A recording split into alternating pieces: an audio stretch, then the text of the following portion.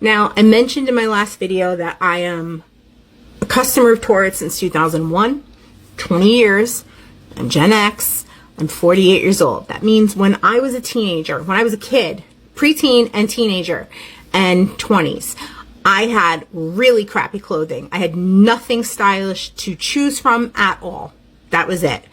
You know, luckily, like in my late teens, I dropped some weight and I was able to actually wear Gap clothing, and that was more my aesthetic.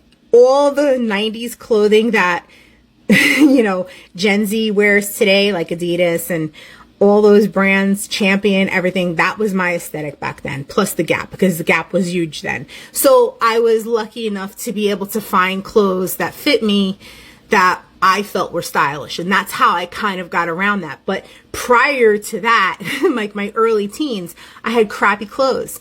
And so again, in my 20s, I finally got a store where I would spend a ton of money in it because everything that they sold was super cute.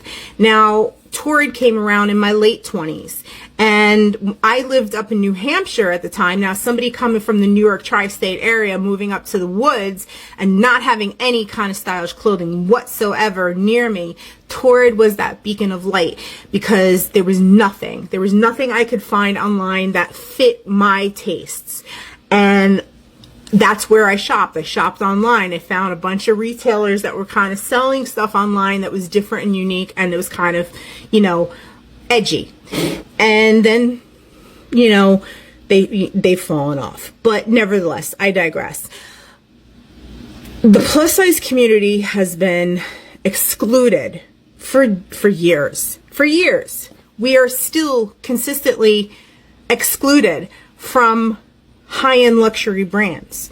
There are some brands that do include us. They are inclusive. Again, Michael Kors. You know, there are some brands. I'm not going to go through them all right now. You know, you can get up to certain sizes. Like, there are certain brands that go up to a size 16, but you know, those are slimmer cut and things like that. They're not going to fit a more round body, you know. That's not the case. And I think it's sad when we're relying on retailers who are catering to our community and they're still excluding us from fashion. There's something wrong there. There's a major disconnect there. We want to feel inclusive. And somebody has to get, why is it not happening?